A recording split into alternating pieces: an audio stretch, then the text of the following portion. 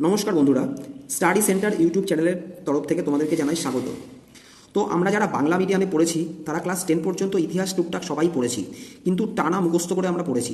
পরীক্ষায় ভালো নাম্বার পাওয়ার জন্য আমরা পড়েছি। তবে স্কুলে পরীক্ষাতে ভালো নাম্বার পাওয়ার জন্যই শুধু ইতিহাসটা যেমনভাবে মুখস্থ করে আমরা পড়েছিলাম, আজ আর সেরমভাবে পড়বো না।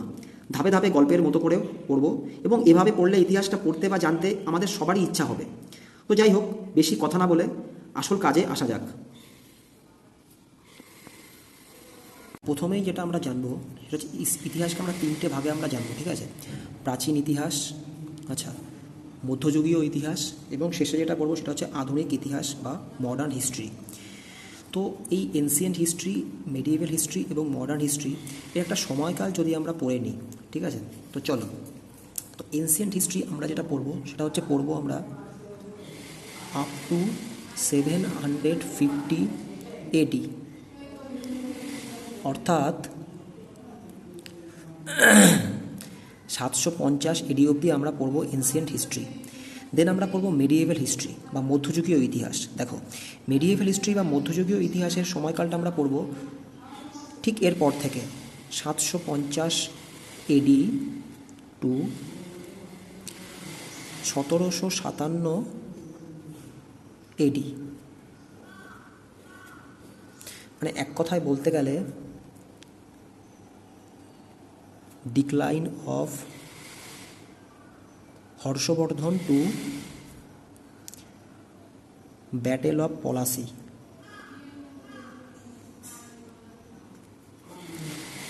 তার মানে মেডিয়েভাল হিস্ট্রির সময়কালটা আমরা পড়বো 750 AD থেকে 1757 AD, অর্থাৎ হর্ষবর্ধনের যে পতনের সময় সেটা হচ্ছে 750 AD।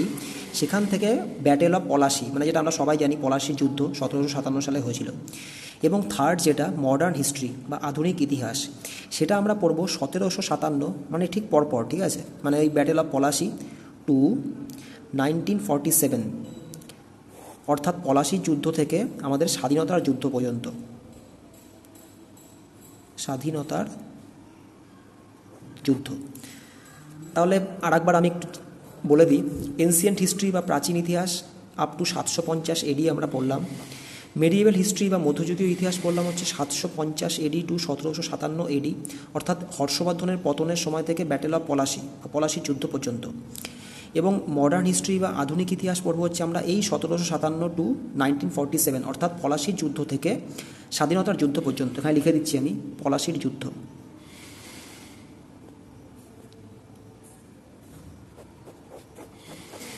এবার একটা ইম্পর্টেন্ট টার্ম তোমাদের দেখাবো। দেখো, এই যে আমরা পড়লাম না এডি, দেখো দুটো টার্ম আমরা জানবো। একটা হচ্ছে BCE, অর্থাৎ বিফোর কমন ইরা। এই BC মানে আমরা জানবো হচ্ছে খ্রিস্টের জন্মের আগে, ঠিক আছে?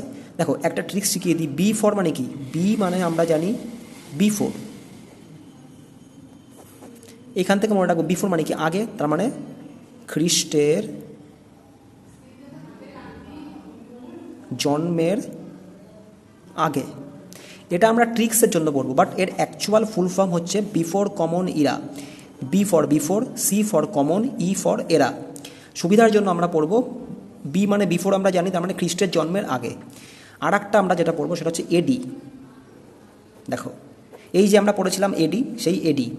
এডির অ্যাকচুয়াল ফুল ফর্ম হচ্ছে অন্য ডমিনি। এটা হচ্ছে অ্যাকচুয়াল ফুল ফর্ম, বাট আমরা ট্রিক্স খাটিয়ে পড়ব। এ মানে আমরা কি জানি? বি মানে যেমন জানতাম বিফোর, এ মানে আমরা জানবো হচ্ছে আফটার। আফটার মানে কি? আফটার মানে হচ্ছে পরে, তার জন্য খ্রিস্টের জন্মের পরে। বোঝা গেল? এই দুটো কিন্তু খুব ইম্পর্ট্যান্ট একটা term. BCE before common Ira, AD অন্য ডমিনি। অন্য ডমিনি। তো বোঝা গেল ব্যাপারটা।